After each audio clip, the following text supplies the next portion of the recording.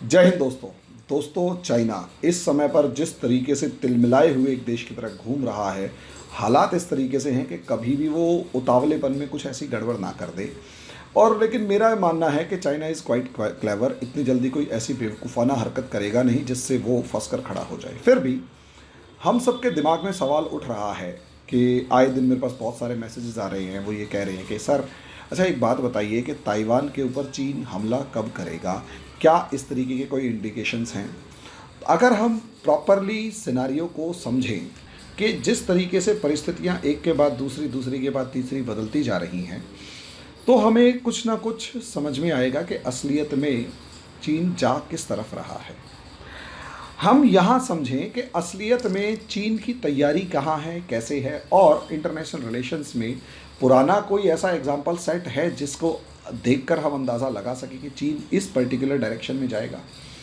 इस सब के ऊपर मैं डिस्कशन स्टार्ट करूं, इसको समझूं, उससे पहले आप सबसे एक रिक्वेस्ट है कि मेरा इस चैनल को लाइक करें, सब्सक्राइब करें, शेयर करें, बेल आइकन ज़रूर दबाएं ताकि जल्दी से जल्दी मेरी ये वीडियोज़ आप तक पहुँच सकें। दूसरी चीज़ दोस्तों, अगर आप आईएएस पीसीएस की तैयारी करना चाहते हैं या किसी भी एग्ज़ाम की तैयारी करना चाहते हैं तो हमारे स्टडी टेबल यूट्यूब चैनल को सब्सक्राइब करें। उसमें लगातार अब आईएएस से रिलेटेड वीडियोस हम अपलोड करने वाले हैं।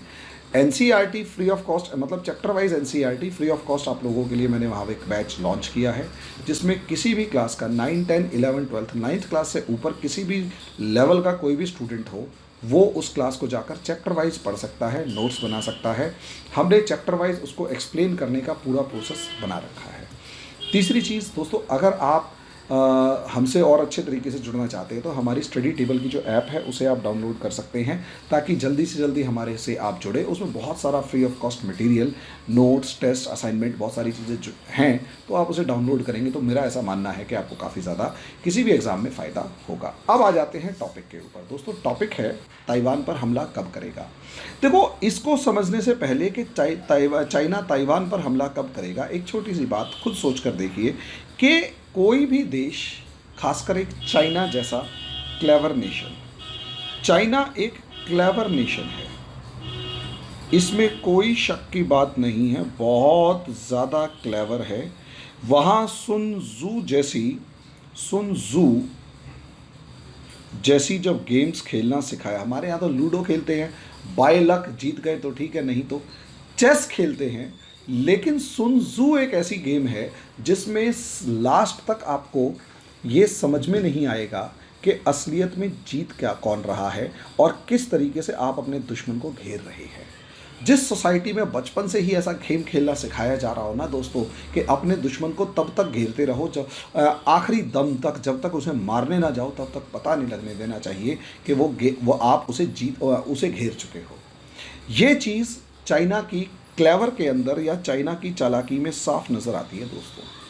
चाइना इतना क्लेवर नेशन है कि वो कभी भी सोच कर देखिए, बिना लड़ाई किए, बिना गोली चलाए युद्ध को जीतने की कोशिश करने की पूरी कोशिश कर रहा होता है।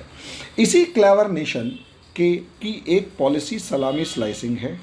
इस सलामी स्लाइसिंग को मैं अपने पिछले वीडियो में भी थोड़ा एक्सप्लेन कर चुका हूँ।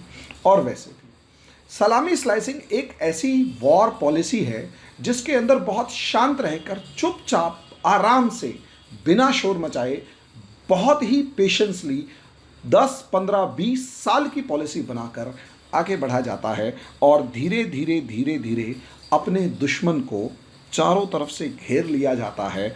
और जब वो घिर जाता है तब उसे पकड़ के धो दिया जाता है, उसे ख़त्म कर दिया जाता है।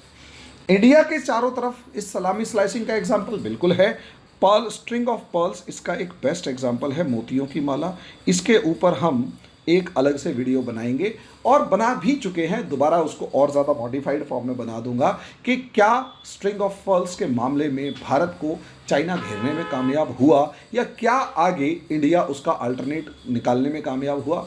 हालांकि इंडिया ने भी नेकलेस ऑफ डायमंड्स डेवलप करने की कोशिश की, उसमें काफ़ी हद तक कामयाब भी हुआ, क्वाड वगैरह, लेकिन फिर भी चाइना को एक क्लेवर नेशन मानते हुए जिस तरीके से हम बात करने की कोशिश कर रहे हैं कि क्या हम या हमारी कंट्री चाइना की इस पॉलिसी को समझ पा रही है, और हम तो फिर भी इस समय पर मैं अपने देश के बहुत अच्छी किस्मत मानता हूं कि हमारे विदेश मंत्री एस जयशंकर जैसे मंझे हुए विदेश नीति के जो खिलाड़ी हैं, भले ही भाई नेता तो नहीं है, ये पक्का है, खिलाड़ी बड़े अच्छे हैं, विदेश नीति के बारीकियां बहुत अच्छी जानते हैं, इसमें कोई शक की बात नहीं है। और दूसरे NSA अजीत डोवल, इनका भी कोई सानी नहीं है नेशनल सिक्योरिटी के मामले के अंदर। ये दो जो हैं इस समय पर, या यूं कहें कि भरत और लक्ष्मण बनकर खड़े हुए हैं। भरत, लक्ष्मण और अमित शाह जी, अगर आप देखें तो इन तीनों में जो भरत, लक्ष्मण, शत्रुघ्न की एक पूरी जोड़ी है जो रामचंद्र जी के साथ खड़ी हुई है और पूरे भारत को बहुत मजबूती के साथ बचाने की कोशिश कर रही है। अब ऐसे में आप अलग अलग संज्ञाएं दे सकते हैं, हनुमान, सुग्रीव, जो भी आप देना चाहें दे सकते हैं, मुझे ऐसी कोई समस्या नहीं है। मैं इन संज्ञाओं को देने में थोड़ा कामयाब नहीं हूं, मैं जानता हूं। लेकिन आप समझिए असलियत में, लेकिन सवाल यही है, चाइना एक बहुत चालाक नेशन है। ऐसे में उसका एक डिक्लेयर्ड ऑब्जेक्टिव है कि 2025 तक, 2025 तक वो ताइवान पर कब्जा कर लेगा। शी जिनपिंग का ये डिक्लेरेशन एक तरीके से ऑफिशियल डिक्लेरेशन है कि 2025 तक ताइवान भी चाइना का हिस्सा होगा। अब सवाल यहीं से शुरू होता है कि क्या चाइना ताइवान पर हमला करेगा, कैसे होगा, क्या होगा, कैसे पॉलिसीज़ बनेगी, कैसे तैयारी होगी, सब चीज़ें क्या होगी, इनके ऊपर डिस्कशन हमेशा एक इंसान, मतलब इनके ऊपर सवाल हमेशा बना रहता है। तो अब चाइना जैसा देश ताइवान पर हमला कब करेगा, जो कि एक बहुत ज़्यादा क्लेवर नेशन है, और क्लेवर लोगों की खास बात ये होती है कि वो किसी ना किसी अपॉर्चुनिटी की तलाश में होते हैं, किसी ना किसी अवसर की तलाश में होते हैं, और वो उन्हें जब उन अपॉर्चुनिटीज़ में से कोई बेस्ट अपॉर्चुनिटी दिखाई देती है तो उस बेस्ट अपॉर्चुनिटी का इस्तेमाल करके वो अपने ऑब्जेक्टिव्स को अचीव कर लेते हैं, अपने उद्देश्यों को प्राप्त कर लेते हैं। यस, क्लेवर नेशन है भाई चाइना, संभल के रहना चाहिए। अब चाइना, सोच के देखो, चाइना के ट्रैप में श्रीलंका फंसा था भाई साहब, भूखे मरने की नौबत आ गई है। अब लोग चाइना और श्रीलंका छोड़ छोड़ के भाग रहे हैं, इंडिया में रिफ्यूजी बनने को मजबूर हैं। इतने बुरे हालात हो गए हैं श्रीलंका के अंदर। सोच कर देखो यार, इतनी बुरी तरह किसी भी देश को बर्बाद किया जाता है, वो कोई चाइना से सीखे।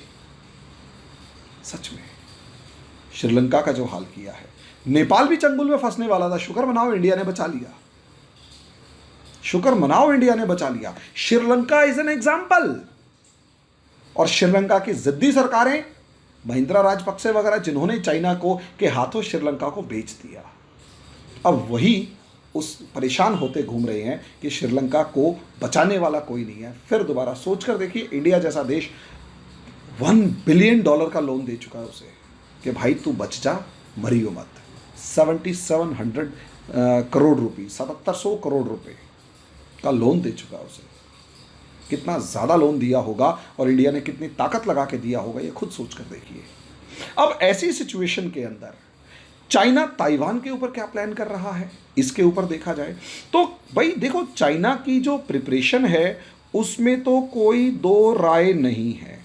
हालांकि वो प्रिपरेशन 100% कामयाब नहीं हुई, ये पक्का है।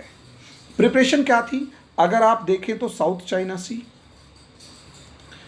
चाइना सी के अंदर जिस तरीके से चाइना ने धीरे धीरे स्प्रेटले आइलैंड्स और पार्सल आइलैंड्स के अंदर अपना जो नेवल बेस बनाए और अपना मिलिट्री बेसिस को मजबूत कर लिया, उसके बाद जिस तरीके से उसने ताइवान के अंदर अपनी मिलिट्री जो स्ट्रेंथ है वो बढ़ाकर ताइवान के ऊपर इन्वेजन कर करके डोमिनेट करना शुरू किया, धीरे धीरे ताइवान को एलिनिएट करके आइसोलेट कर दिया, तो आप अंदाज़ा लगा सकते हैं कि साउथ चाइना सी के अंदर ताकत बढ़ाना, मिलिट्री अपनी ताकत बढ़ाना, मिलिट्री स्ट्रेंथ बढ़ाना और सब चीज़ें, कंबोडिया, लाओस जैसे देशों को धराशायी करके रख देना, जापान से ह्यूज इन्वेस्टमेंट अपने देश में मंगवाना, ताइवान के ऊपर इकोनॉमिक वॉरफेयर इस्टेब्लिश करने की पूरी कोशिश करना, अमेरिका को बांध के रखने की कोशिश करना, इन सब तैयारियों को अगर आप मोटे तौर पर देखोगे तो ये असलियत में वार प्रिपरेशंस ही थी, वार प्रिपरेशंस थी। आज के दिन चाइना की जो नेवल फोर्स है वो यूएस से ज़्यादा बड़ी है।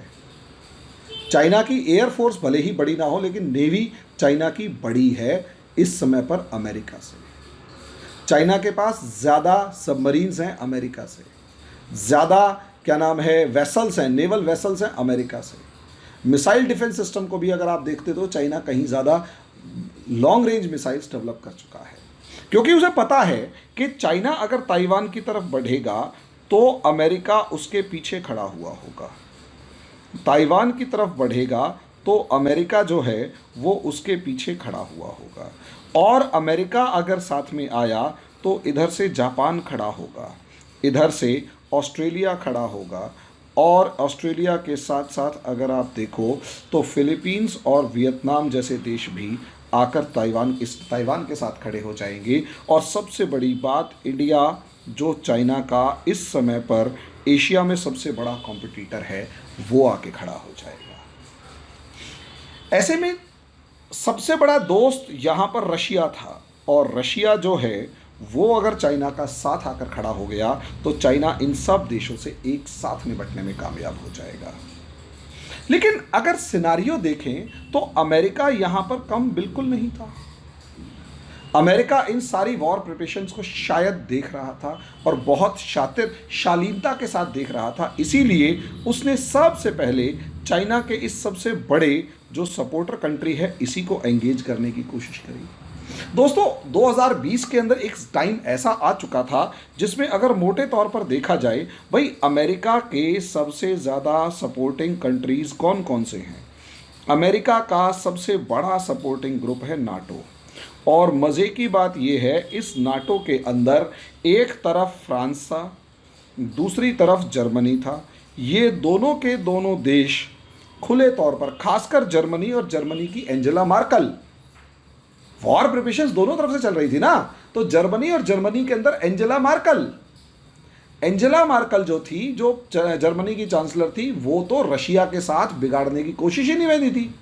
उन्होंने तो जीवन में शायद ही कोई स्टेटमेंट दिया हो जो अगेंस्ट चाइना हो, और उनका तो ये ओपिनियन था एंजेला मार्कल का कि भैया चाइना से हमारी दुश्मनी क्या है जो हम लड़ने जाएं। चाइना से दुश्मनी अमेरिका की है तो अमेरिका जाके लड़े ना, हम क्यों लड़े। यहाँ पर अमेरिका यानी ये जो नाटो नेशंस जो बड़े देश थे वो कहीं ना कहीं चाइना से लड़ने की तैयारी में नहीं थे, और ये जो नाटो नेशंस थे वो तो रशिया से गैस ले रहे थे, यानी रशिया के ऊपर डिपेंडेंट हो चुके थे। और रशिया अगर चाइना के साथ आकर खड़ा होता है और चाइना ताइवान के ऊपर कब्जा करता है तो अमेरिका जो है उसे अकेले लड़ना पड़ेगा। अमेरिका को ज़्यादा से ज़्यादा जापान साथ आ जाएगा, और जापान कोई मिलिट्री पावर तो है नहीं। ज़्यादा से ज़्यादा ऑस्ट्रेलिया साथ आ जाएगा, वो भी कोई मिलिट्री पावर नहीं है। उसके बाद फिलीपींस और वियतनाम आ जाते हैं, जो लोकल रीजन में तो छोटी छोटी पावर्स हैं लेकिन बड़ी पावर्स हैं नहीं। और इंडिया अगर यहाँ पर आ जाता है तो इंडिया के साथ चाइना के रिलेशंस जैसे भी हैं, इंडिया अगर भिड़ जाता है चाइना से तो पॉसिबिलिटी ये है कि इंडिया चाइना को कंट्रोल तो कर पाएगा, एक लेवल तक ही तो कंट्रोल कर पाएगा, लेकिन जैसे ही रशिया और चाइना साथ आ जाएंगे अमेरिकन ब्लॉक हार जाएगा। यही वॉर प्रिपरेशन अमेरिका ने की कि बेटा चाइना और रशिया एक साथ एक फ्रंट पर नहीं होने चाहिए।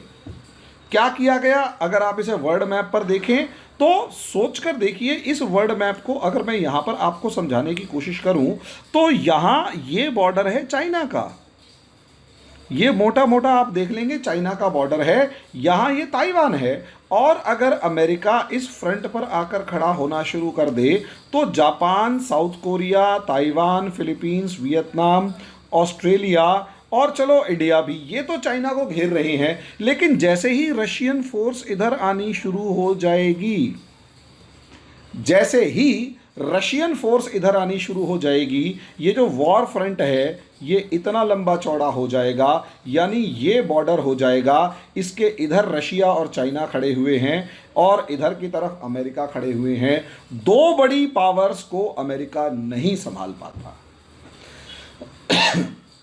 दो बड़ी पावर्स को अमेरिका नहीं संभाल पाता, और क्योंकि दो बड़ी पावर्स को अमेरिका नहीं संभाल पाता इसीलिए रशिया को अलग करना ज़रूरी था। लेकिन रशिया के साथ ये जो जर्मनी और फ्रांस या यूरोपियन पावर्स थी ये तो लड़ने को तैयार नहीं थी।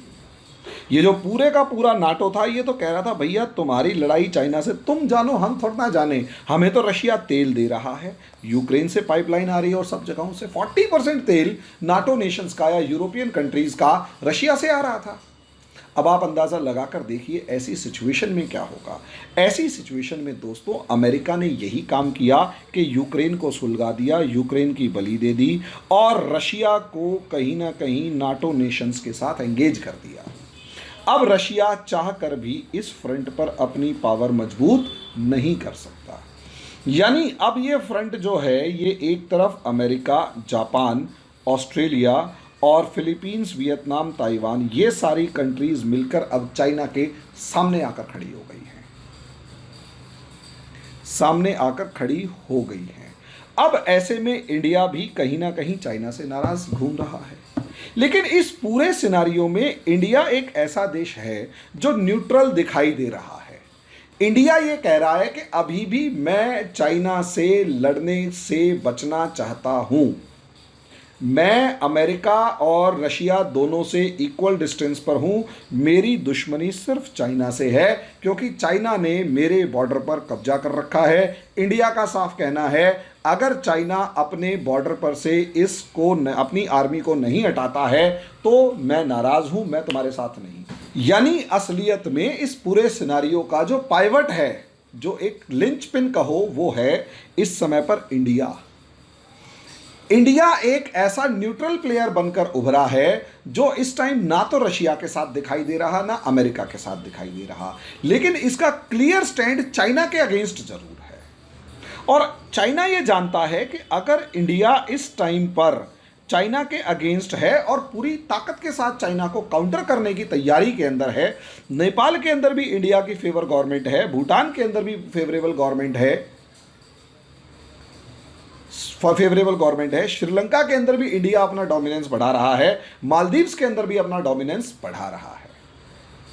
नतीजा उसका क्या है कि ताकतवर तरीके से उभर रहा है और इंडिया को काउंटर करने के लिए जो पाकिस्तान है वो तो मरा पड़ा है।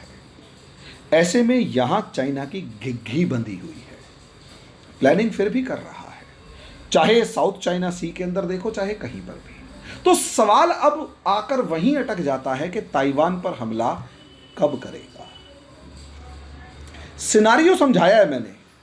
रशिया जो चाइना का सबसे बड़ा दोस्त था वो अटका हुआ है, पाकिस्तान जो चाइना का दूसरा सबसे बड़ा दोस्त है वो इस टाइम पर पस्त हालात में है। उसके अंदर इतने ज़्यादा पॉलिटिकल क्राइसिस क्रिएट कर दिए गए हैं कि इमरान खान ना चाहते हुए भी इस समय पर भाग रहा है, उसको उखाड़ के फेंका जा रहा है।